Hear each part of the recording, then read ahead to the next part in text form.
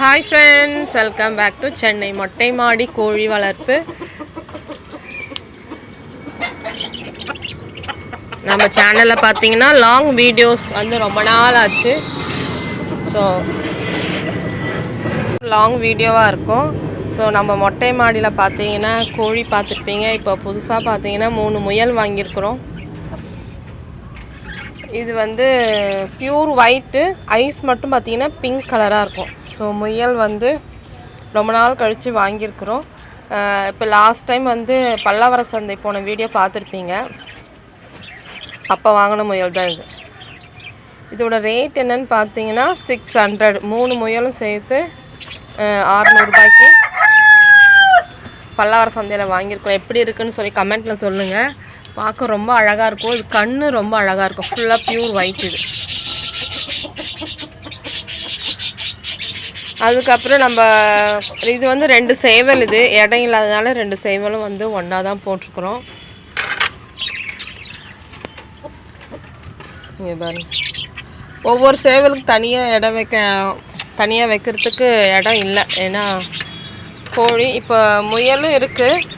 So வாத்துக்கூண்டு காலியானதுனால இங்கே இருந்த கோழியெல்லாம் வாத்துக்கூண்டுக்குள்ளே மாற்றி விட்டுட்டோம். அதுக்கப்புறம் நம்மளோட கோழி ஒன்றா இருந்தாங்க. அதில் இவர் கொஞ்சம் வளர்ந்ததுனால இப்போது சண்டை பிடிக்க ஆரம்பிச்சிட்டாரு. ஸோ அதனால் இவரையும் வந்து நாங்கள் தனியாக தான் விட்டுருக்குறோம்.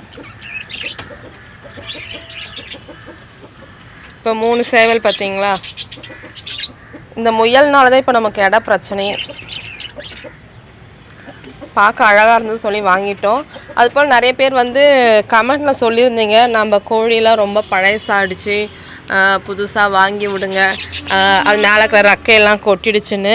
உண்மையிலே வந்து இது பார்த்தீங்கன்னா முயலுக்கு லவ் பேர்ட்ஸ்க்கு இது உண்மையாக சொன்னப்போனால் நீங்கள் சொன்ன மாதிரி நம்ம கோழி எல்லாமே பழசாயிடுச்சு. புதுசாக வாங்கலான்னு சொல்லி தான் பல்லாவர சந்தைக்கு வந்து வெள்ளிக்கிழமை லீவு கிடச்சது இல்லையா, அதனால் போயிருந்தோம். எல்லாரையும் வாத்துக்கூண்டுக்கு மாற்றிட்டோம். ஐயோ, இங்கே வர்றது தெரியாமல் இது வேறு இங்கே வச்சுட்டேன். முடிச்சிட்டு வாங்க சீக்கிரம். இதில் என்ன ஆச்சுன்னா, இப்போ நம்ம கிட்ட இருக்கிறதுலாம் வந்து பியூர் ப்ரீடு, எல்லாமே வந்து நாட்டு கோழிங்க. ஸோ இவங்க வந்து எல்லாமே அடைப்படுப்பாங்க. அந்த கயிறாளி தவிர இவங்க எல்லாருமே அடைப்படுப்பாங்க. கருப்பி பாருங்க. ஆனால் நம்ம சந்தையில் போயிட்டு சரி நீங்கள் சொன்ன மாதிரி ஏதாவது புதுசாக கோழி வாங்கி விடலான்னு தான் போனோம். ஆனால் கோழி பார்த்தீங்கன்னா அந்தளவுக்கு நாட்டு கோழிங்க இல்லை. நிறைய நம்ம முன்ன வாங்கி விட்டோம் பார்த்தீங்கன்னா, அது போல் சின்ன சின்ன கோழிங்க இருக்குது. ஒரு 2 மாத கோழி அந்த மாதிரி இருக்குது. ரேட்டெலாம் பார்த்தீங்கன்னா நல்லா ஏறி போயிடுச்சு. நான் பல்லாவர சந்தை போய் ஒரு 2 இயர்ஸ் கிட்ட ஆகிடுச்சு. ரொம்ப நாள் ஆகிடுச்சு. அதனால் இப்போ போகும்போது பார்த்தீங்கன்னா எல்லாமே ரேட் அதிகம், ரொம்ப ரேட் அதிகமாக இருக்குது. அது இல்லாமல் கோழி வந்து சின்ன சைஸ் கோழிக்கு அந்த ரேட்டு. ஸோ இப்போ ரேட் ஏறிடுச்சுன்னு நினைக்கிறேன். நான் போய் ரொம்ப நாள் ஆச்சு. அது இல்லாமல் இப்போ நம்ம கோழிக்கெலாம் ரக்கையே முளைக்க ஆரம்பிச்சிருச்சு பாருங்கள். எல்லா கோழிக்குமே இப்போ ரக்கை நல்லா முளைக்க ஆரம்பிச்சிருச்சு. இன்னும் கொஞ்ச நாள் பார்த்தீங்கன்னா நல்லா ஃபுல் முடியோட சுற்றிட்டு இருப்பாங்க. கோழி இப்போ நம்மள்ட்ட கம்மியாக தான் இருக்குது. அது இல்லாமல் இது எல்லாமே அடைப்படுக்கிற கோழி. நம்ம இப்போ புதுசாக போய் பல்லாவர சந்தையில் கோழி வாங்கிட்டு வந்து அது எது அடைப்படுக்கும், எது அதாவது கிராஸ்லாம் இருக்கும் இல்லையா, அதனால் இப்போதைக்கு நான் பார்த்தேன் ரேட்டும் அதிகம். கோழிகளுமே அவங்க பார்த்தீங்கன்னா பெரிய கோழிங்களாம் அவ்வளோ கிடையாது. எல்லாமே சின்ன சின்ன கோழிங்க, இந்த 2 மாத கோழி, 3-4 மாத கோழி அதுதான் இருக்குது. ஸோ அதனால் கோழி நான் எதுவும் வாங்கலை. அது இல்லாமல் எல்லாமே ரேட்டும் அதிகம். கோழி விற்கிறதும் இப்போ ரொம்ப கம்மியாக தான் இருந்துச்சாங்க. அங்கே இப்போ பார்த்தீங்கன்னா நிறைய நாய்க்குட்டி நிறைய விற்கிறாங்க. அப்புறம் பேர்ட்ஸ், நிறைய பேர்ட்ஸு, விதவிதமாக பேர்ட்ஸ் விற்கிறாங்க. பூனைங்க அழகாக இருக்குது, அதெல்லாம் விற்கிறாங்க. ஸோ அதனால் கோழி வந்து விற்கிறாங்க. சின்ன சின்ன கோழி குஞ்சிங்க அது வாங்கிட்டு வந்து வச்சு பார்த்துக்க நமக்கு இப்போ டைமும் கிடையாது, இடமும் கிடையாது. இனி வெயில் சீசன் வேறு வரப்போகுது. அதனால் கோழிங்க எப்படி இருக்கும், ஹெல்த்தியாக இருக்குமா இல்லைன்னு தெரியல. ஸோ அதனால் வந்து நான் கோழி எதுவும் வாங்கலை. நம்ம கோழியிலே கொஞ்சம் அடைப்படுத்தாங்கன்னா அடை வச்சு எடுத்துக்கலான்னு இப்போதைக்கு விட்டுட்டேன். ஸோ இப்போதைக்கு இவங்கள பார்த்துக்கிட்டாலே போதும். அதுக்கப்புறம் நம்ம வேணால் புதுசாக அடை வச்சு கோழி குஞ்சு எடுத்துக்கலான்னு. ஏன்னா இப்போ நம்ம சேவலே பார்த்தீங்கன்னா 4 சேவல் இருக்குது. இந்த பக்கம் ஒரு சேவல், இங்கே 2 சேவல், இந்த கைராளி சேவல். ஸோ 4 சேவலுக்கு 4 இடம் பிரித்து விட்டுட்டோம். நீ கோழி குஞ்சு வாங்கிட்டு வந்தானே இடம் வேணும். மெயினாக மெயின்டைன் பண்ணிக்கணும். கோழி குஞ்சுங்களை வந்து பெரிய கோழி அளவுக்கு விட முடியாது. அது நல்லா மெயின்டைன் பண்ணணும். ப்ரூடிங் போடணும். அதுக்கப்புறம் அதுக்கு நிறைய பார்த்துக்க டைம் இருக்கணும். இப்போதைக்கு இல்லைனால நான் கோழி குஞ்சுங்களாம் வாங்கலை. ஸோ இவங்களே பார்த்துக்கலாம், இதுலேருந்தே நம்ம ப்ரீட் எடுத்துக்கலான்னு விட்டுட்டேன்.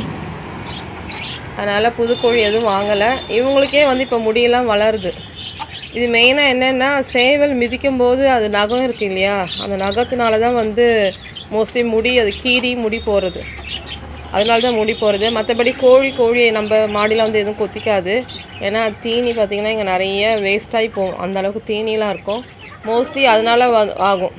சேவல் மிதிக்கிறதுனால அந்த ரீசனால தான் வந்து முடி கொட்டுறது மோஸ்ட்லி. அது கீறிடுது. அது நகம்லாம் நல்லா பெருசாக இருக்கும் நம்ம சேவல். அதனால் ஸோ ஓகே ஃப்ரெண்ட்ஸ், நம்ம மாடியோட அப்டேட் இதுதான். நீங்கள் சொல்லியிருந்த மாதிரி புது கோழி வாங்கலை. பழைய கோழியிலேருந்தே நம்ம முட்டை எடுத்து அடை வச்சு பார்த்துக்கலான்னு இருக்கிறோம். புதுசாக பார்த்தீங்கன்னா முயல் வாங்கியிருக்கிறோம். முயலும் வந்து ரொம்ப வெளியே விடுறதில்ல. ஸோ ஓடிட்டே இருப்பாங்க. அவங்க மோஸ்ட்லி செடிக்குள்ளே போயிடுறாங்க. அதனால நாங்கள் வெளியே விடுறதில்ல. இது பண்ணுறதெல்லாம் பார்க்க நல்லா இருக்குது. ஆனால் இது க்ளீனிங் வேலை தான் நமக்கு ரொம்ப அதிகமாக இருக்குது. இப்போ என்ன வேலை பண்ணுது.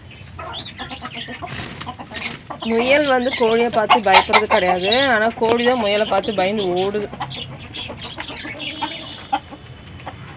ஓகே ஃப்ரெண்ட்ஸ், இந்த வீடியோ பிடிச்சிருந்தா மறக்காமல் லைக் பண்ணுங்கள். உங்கள் ஃப்ரெண்ட்ஸ்க்காக ஷேர் பண்ணுங்கள். நிறைய வீடியோஸ் வந்து போடுறேன்னு பார்க்குறேன். நான் டைம் கிடைக்கும் போது இடையில வீடியோஸ் போடுறேன். அது இல்லாமல் ஷார்ட்ஸ் நிறைய போடுறேன். ஷார்ட்ஸ் பாருங்கள்.